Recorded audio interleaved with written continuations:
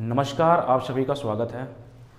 तो 70 बीपीएससी का जो हम लोग का महाआंदोलन चल रहा है, बीच में तो लगा था कि धरना हम लोग का ख़त्म हो जाएगा, बट अभी बहुत कुछ उम्मीद बचा हुआ है और रिजल्ट भी हम लोग के फेवर में ही आएगा। लेकिन इस धरने को, इस आंदोलन को बर्बाद करने में दो लोग का योगदान बहुत ज़्यादा है। एक तो आयोग का है। अब आयोग क्या चाहती है क्या नहीं चाहती है वो आप सभी लोग को पता होगा, लेकिन बर्बाद करने में सबसे ज़्यादा योगदान किसी का है तो आयोग का है। आयोग मतलब एक सेल्फ रिस्पेक्ट एकदम एटीट्यूड में आ गई है कि नहीं, हम जो कह दिए वो सही है, बाकी जो कह रहे हैं वो लोग तो पागल ही हैं। दूसरा, अगर इस धरने को कोई बर्बाद कर रहा है तो वो मीडिया बर्बाद कर रही है। मैं सभी मीडिया की बात नहीं कर रहा हूँ, कुछ ऐसे मीडिया है जो हम लोग के सपोर्ट में, जो यूट्यूब की मीडिया है जो हम लोग के सपोर्ट में पहले भी थी, आज भी है और हमेशा भी रहेगी, वो काफ़ी जेन्युइन मीडिया है। उसकी मैं बात कर रहा हूँ, नेशनल मीडिया की बात कर रहा हूँ। अभी कल बीपीएससी की जो सचिव है उनके साथ इंटरव्यू आया था, न्यूज़ 18 करके कोई है आपका चैनल, उस पर आया हुआ था। जब कभी भी किसी मीडिया बंधु को अगर आपको ऐसा मौका मिलता है कि बीपीएससी के चेयरमैन हो, चाहे बीपीएससी के सचिव हो, चाहे और कोई अधिकारी से बात करने का आपको मौका मिले, तो आप क्रॉस क्वेश्चन भी पूछा करिए उनसे। और आप जो ज़मीन पे, ग्राउंड पे जो भी बातें, उस बातें की जानकारी आपको होनी चाहिए, उस बातों की जानकारी आपको होनी चाहिए। आपको उस बातों की जानकारी नहीं थी। मैं क्यों कह रहा हूँ, मैं अभी बता रहा हूँ आपको। जो कल आपका इंटरव्यू हुआ था, उस इंटरव्यू में बीपीएससी के चेयरमैन से पहला क्वेश्चन पूछा गया था मीडिया की तरफ से कि सर, सुनने में आ रहा है कि गया जैसे सेंटर पे, चाहे और जैसे सेंटर पे लाउड स्पीकर के थ्रू क्या है कि पेपर को बताया गया है। तो सचिव का कहना जानते हैं क्या है? सचिव का तो कहना पहले यह है कि आप पहले ये वेरीफाई करिए कि किस सेट का पेपर था। अरे भैया, आप 4 सेट बनाइए चाहे 5 सेट बनाइए, उस सेट में क्वेश्चन का सीक्वेंस इधर उधर रहता है। अगर कोई क्वेश्चन बोल रहा है और उसका आंसर बता रहा है तो इतना लड़का पागल नहीं है कि वो लगा नहीं पाएगा, पहली बात। दूसरी बात यह है कि आपका ये कहना है कि मैं जांच क्यों कराऊं। अगर आप जांच नहीं कराएंगे तो फिर आप क्या कर रहे हैं? फिर आपके अंडर में तो सब कुछ हो रहा है ना। आप कह रहे हैं कि वहाँ के जो पटना, जो गया के, चाहे कहीं के भी, छपरा जो भी होगा, जहाँ सेंटर होगा, वहाँ के जो डीएम हम लोग को सूचित नहीं किया कि वहाँ ऐसी कुछ धांधली हुई है। मतलब जो डीएम कहेंगे वो सही है, बाकी जो बच्चे कह रहे हैं वो गलत है। यही हुआ ना। डीएम जो कह देगा वो सही है, बाकी बच्चे जो कह रहे हैं गलत है। अगर आपको कंप्लेन मिल रही है तो आप ये क्यों एटीट्यूड में आ रहे हैं कि मैं सीसीटीवी क्यों मंगाऊं, मैं कैमरा क्यों मंगाऊं, मैं क्यों देखूं? तो ये तो गलत बात है ना। अगर आपको कंप्लेन मिल रहा है तो बापू सभागार क्यों मंगाया आपने? बापू सभागार का इसलिए मंगाया, डीएम ने कंप्लेन नहीं किया था। बापू सभागार का मंगाने का रीजन था कि वीडियो वायरल हो गया था और आप लोग एकदम फंस गए थे कि अगर यहाँ का नहीं मंगाएंगे तो बहुत कंडीशन खराब हो जाएगी, इसलिए आपने वहां कैंसिल रद्द किया। सिंपल सी बात है। दूसरा चीज ये है कि मीडिया का क्वेश्चन ये था कि सर, जो आप लोग एक पेपर कैंसिल कर रहे हैं, जो कि आपका पेपर कैंसिल हो रहा है, उसको किस मेथड से जो बच्चे एग्जाम दे चुके हैं उसको आप करेंगे, मतलब इक्वल करेंगे। तो उन्होंने एक मेथड का नाम बताया था, मैं उस मेथड को एक्सप्लेन करूंगा ताकि आप लोग भी समझ पाइए कि वो मेथड होता क्या है। और मीडिया बंधु से ये रिक्वेस्ट है कि अगर कोई वर्ड जो बीपीएससी के सचिव हो चाहे चेयरमैन बोल रहे हैं, जो आप जैसे उन्होंने बोला स्केलिंग मेथड से करेंगे, तो स्केलिंग मेथड मुझे पता है कि आपको भी नहीं पता होगा, हो सकता है कि नहीं पता, कोई जरूरी नहीं कि हर एक चीज सबको पता हो, आपको नहीं पता होगा। तो जो अगर मैं कोई चीज बात बता रहा हूं किसी को तो वो मुझे इंफॉर्मेशन होगा।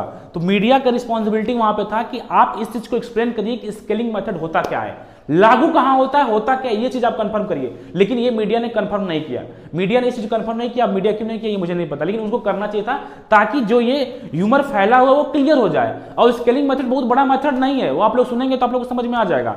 तो ये चीज मीडिया को वहां पे कहना चाहिए था कि आप इसको एक्सप्लेन करिए ताकि जो बच्चे गुमराह हैं, जो बच्चे हैं वो है। सेकंड पॉइंट, मीडिया को तो ये भी कहना चाहिए था कि सर, जो आप एक सेंटर का पेपर कैंसिल कर रहे हैं जहां पे 18,000 बच्चों का एडमिट कार्ड आप जारी करेंगे, वो एक सेंटर नहीं है, वो मेंस के रिजल्ट का 90% स्टूडेंट है। तो इस कंडीशन में अगर आप 90% बच्चों का पेपर एक ही जगह से कराएंगे जो कि मेंस का पेपर होने वाला है, और आप ये गुमराह कर रहे हैं 3 लाख बच्चे, 3 लाख बच्चे, वो 3 लाख बच्चे से कहने में आपको अच्छा लग रहा है, लेकिन जो मेंस की रिजल्ट का 90% जो आपका रिजल्ट आएगा वो तो आपके एक सेंटर से ही आ रहा है ना, आएगा ना। तो आप जब एक सेंटर का पेपर, एक सेंटर नहीं है वो, कई सेंटरों को मिला के एक सेंटर है, क्योंकि नंबर ऑफ स्टूडेंट काफी ज्यादा है। अगर 100-200 की बच्चों की बात होती तो कोई विरोध नहीं करता।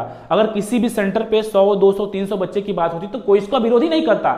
लेकिन बात 18,000 बच्चों की है, तो मीडिया को इस चीज को उनको कहना चाहिए था कि सर, जब 90% मेंस का रिजल्ट वहीं से आएगा तो फिर आप लोग इसको कैंसिल क्यों नहीं कर रहे हैं। बात यहां पे आ गई है, लीक की बात ही नहीं है, क्या हुआ क्या नहीं वो अलग की बात है। लेकिन जब अब किसी भी रिजल्ट का, मेंस का रिजल्ट का 90% आप दोबारा एग्जाम कराने जा रहे हैं तो फिर बात यहां से आ जाएगी ना।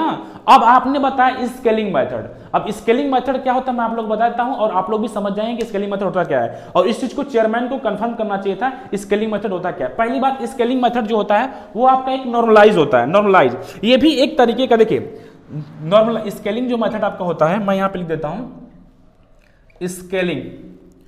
Scaling method. जो उन्होंने कहा था कि हम स्केलिंग मेथड से क्या करेंगे, इक्वल करेंगे, किसी के रिजल्ट पर प्रभाव नहीं पड़ेगा। पहली बात कि जो आपका स्केलिंग मेथड होता है वो मेंस के पेपर में लागू होता है, मेंस के पेपर में लागू होता है। पहले यूपी पीसीएस में होता था, बट यूपी पीसीएस में अब नहीं होता। अब उस मेंस को मतलब मेंस के जो ऑप्शनल होता है उसमें लागू होता है। तो ये चीज तो मेंस में लागू होता है। कैसे? जैसे मान के चलिए कि मैथ के जो सब्जेक्ट है, मैथ में कोई बच्चा है 350 नंबर पा गया है, ठीक है, और उसके बाद से क्या है, हिस्ट्री में जो कोई लड़का है 200 कितना पा गया है, 275 पा गया है, ठीक है, 275 पा गया है। और यहां से क्या, साइंस में जो है लड़का क्या पाएगा, 350 पा गया है। तो जो हिस्ट्री एक ऐसा सब्जेक्ट है कि ज्यादा मेहनत पे भी कम नंबर आता है, तो हिस्ट्री आपका है 275 हो गया। तो इसका क्या होता है, नॉर्मलाइज। ये भी एक तरीके का नॉर्मलाइज ही है।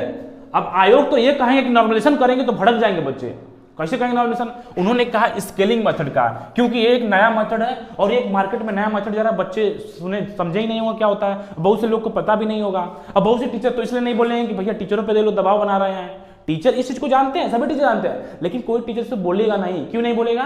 क्योंकि उनके ऊपर क्या हो रहा है आप सब लोग को पता है।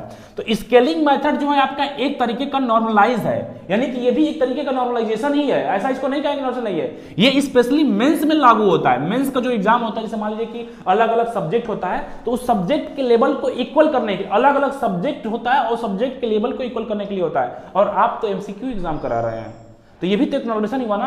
तो आयोग डायरेक्टली इनडायरेक्टली बोल दिया है कि मैं नॉर्मलाइजेशन के मेथड से ही उसको इक्वल करूंगा, क्योंकि स्केलिंग मेथड जो होता है वो एक तरीके का नॉर्मलाइज होता है, जो कि आपके मेंस के पेपर में ऑप्शनल में लागू होता है। ऑप्शनल का जो एग्जाम होता है उसमें लागू होता है, और यहां पे कोई ऑप्शन हो नहीं रहा है। तो मीडिया बंधु को ये पूछना चाहिए था कि सर जो आप बोल रहे हैं स्केलिंग मेथड, आप उसको एक्सप्लेन कर दीजिए अपने सिंपल लैंग्वेज में।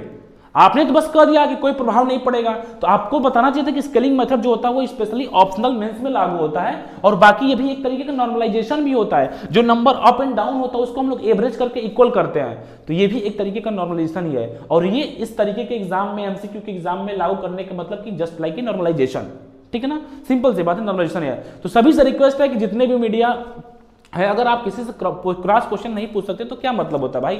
अगर आपको मौका मिला है पूछने का तो आप क्रॉस क्वेश्चन ही पूछा करिए। आप बताइए पिछले 15 दिनों से 10-12-15 दिनों से बिहार की क्या कंडीशन है? बच्चे ठंड में मर रहे हैं, कंडीशन इतनी खराब हो गई, जो आ रहा है उसको पॉलिटिकल कर दे रहा है, ये कर दे रहा है, वो कर दे रहा है। अब थोड़ा मोड़ा उम्मीद लग रहा है कि चलो हम लोग के फेवर में रिजल्ट आएगा, लेकिन बात यहाँ नहीं है पेपर लीक और उसके कोई मैटर नहीं है कि जब एक ही सेंटर से आप 90% बच्चों का रिजल्ट दे देंगे मेंस का, तो फिर तो बहुत बड़ा नुकसान हुआ ना, सबका नुकसान हुआ ना। और आज आपने कह भी दिया कि मैं स्केलिंग मेथड से करूंगा। स्केलिंग मेथड जो होता है आपके ऑप्शनल पे लागू होता है, ना कि आपके इस एग्जाम पे लागू होता है। अगर scaling method just like a normalisation का एक दूसरा रूप इसको हम लोग कहते हैं स्केलिंग मेथड को, जो कि यूपीएससी आईएएस के एग्जाम में मेंस के पेपर में लागू होता है, वो भी अलग अलग सब्जेक्ट में लागू होता है। तो इस चीज का जानकारी उनको देना चाहिए था, क्योंकि अगर वो जानकारी नहीं दे तो स्टार्टिंग से गुमराह कर रहा है आयोग, स्टार्टिंग से आयोग गुमराह कर रहा है। बीच में जो हम लोग का धरना चल रहा था, नेशनल मीडिया कवर नहीं कर रही थी, बीच में थोड़ा मोड़ा कवर किया, और उसके बाद से जब उसको मौका मिलता है तो क्रॉस क्वेश्चन नहीं पूछता है। क्रॉस क्वेश्चन पूछिए, अगर जो चीज आपको समझ में नहीं आ रहा है तो आप उन्हीं से पूछिए कि सर ये कैसे लागू होगा, किस तरीके से लागू होगा।